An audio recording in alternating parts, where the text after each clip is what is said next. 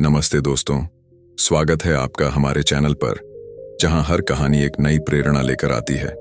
आज हम लेकर आए हैं एक ऐसी कहानी जो आपके दिल को छू लेगी और आपके मन को सोचने पर मजबूर कर देगी। ये कहानी है गांव की सबसे खूबसूरत स्त्री की। लेकिन रुकिए, ये कोई साधारण खूबसूरती की बात नहीं है।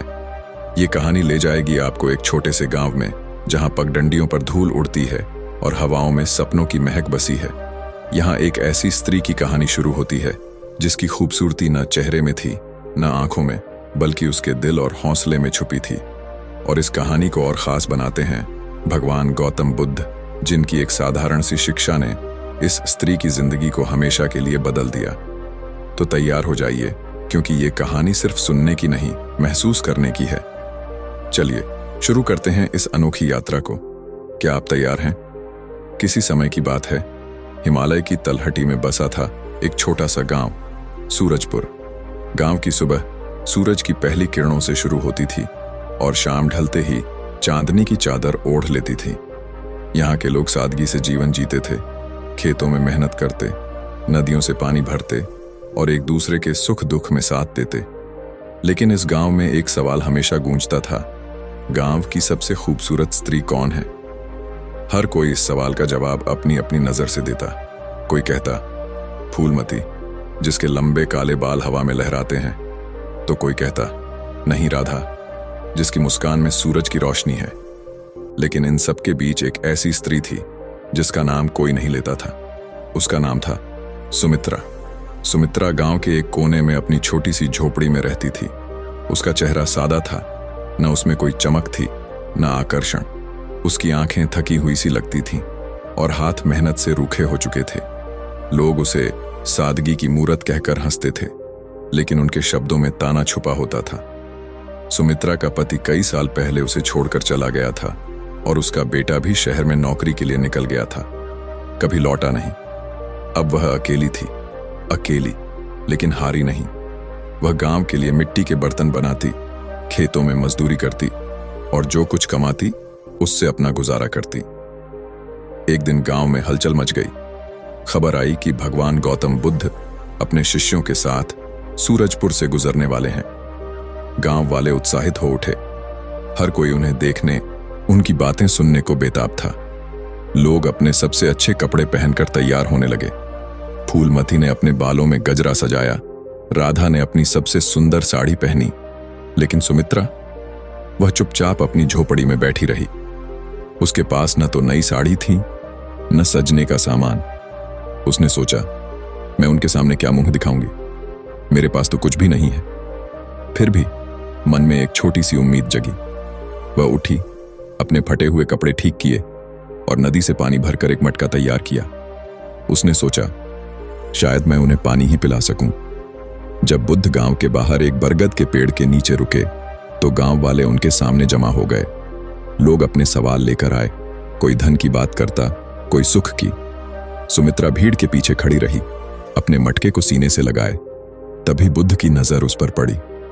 उनकी आंखों में एक अजीब सी शांति थी जो सुमित्रा को अंदर तक भेद गई। बुद्ध ने उसे पास बुलाया और पूछा, बेटी, तुम इतनी दूर क्यों खड़ी हो? क्या तुम्हें मुझसे कुछ नहीं पूछना? सुमित्रा ने झिझकते हुए कहा, महाराज, मेरे पास पूछने को कुछ नहीं है।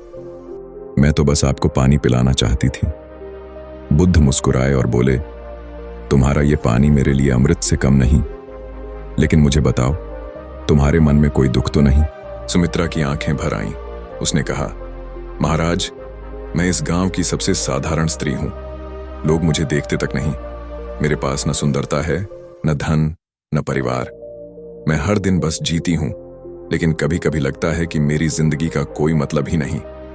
बुद्ध ने उसकी बात ध्यान से सुनी, फिर कहा, सुमित्रा, सुंदरता बाहर नहीं, भीतर होती है। जो मन से शुद्ध है, जो दूसरों के लिए जीता है, वही सबसे सुंदर है। क्या तुमने कभी अपने मन को देखा? सुमित्रा चौंक गई। उसने कहा, मैंने तो कभी ऐसा सोचा ही नहीं। बुद्ध ने कहा, तो आज से सोचना शुरू करो। हर सुबह उठो और अपने मन को एक बीज समझो। उसे प्रेम, धैर्य और मेहनत से सींचो। एक दिन ये बीज बड़ा पेड़ बनेगा और उसकी छाया में न सिर्फ तुम, बल्कि पूरा गांव सुकून पाएगा। सुमित्रा को ये बातें समझ नहीं आई, लेकिन उसके मन में एक नई रोशनी जगी। बुद्ध के जाने के बाद गांव फिर अपनी पुरानी रफ्तार में लौट आया, लेकिन सुमित्रा बदल गई। वह हर सुबह जल्दी उठती, नदी किनारे बैठकर अपने मन को शांत करती। फिर वह दिन भर मेहनत करती, बर्तन बनाती, खेतों में मदद करती और जो कुछ बचता उसे जरूरतमंदों में बांट देती। पहले लोग उस पर हंसते थे, लेकिन धीरे धीरे उनकी नजर बदलने लगी। सुमित्रा की मेहनत और उसकी उदारता की बातें गांव में फैलने लगीं। एक दिन गांव में सूखा पड़ गया, नदियां सूख गईं, खेत बंजर हो गए। लोग भूखे प्यासे भटकने लगे। फूलमती और राधा जैसी सुंदरियां अपने घरों में बंद हो गईं, लेकिन सुमित्रा बाहर निकली। उसने अपनी झोपड़ी के पास एक छोटा सा कुआं खोदा था, जो अभी तक सूखा नहीं था। वह दिन रात मेहनत करके उस कुएं से पानी निकालती और गांव वालों को देती। उसकी थकी हुई आंखों में अब चमक थी और रूखे हाथों में ताकत। गांव वालों ने पहली बार उसे गौर से देखा। उसकी सादगी में एक ऐसी सुंदरता थी जो पहले किसी ने नहीं देखी। एक बुजुर्ग ने कहा, सुमित्रा, तुम सच में गांव की सबसे खूबसूरत स्त्री हो। सुमित्रा मुस्कुराई और बोली, नहीं दादा, खूबसूरती मेरे अंदर नहीं, उस बीज में है जो बुद्ध ने मेरे मन में बोया था।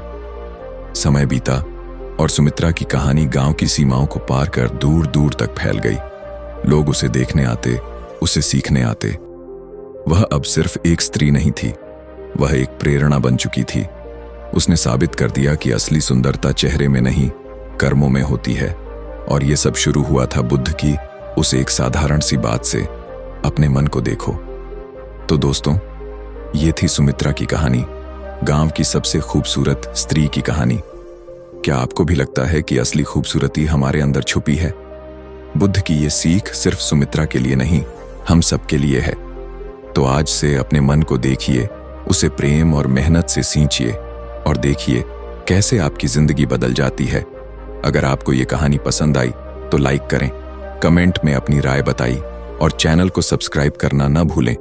फिर मिलते हैं एक नई कहानी के साथ। नमस्ते।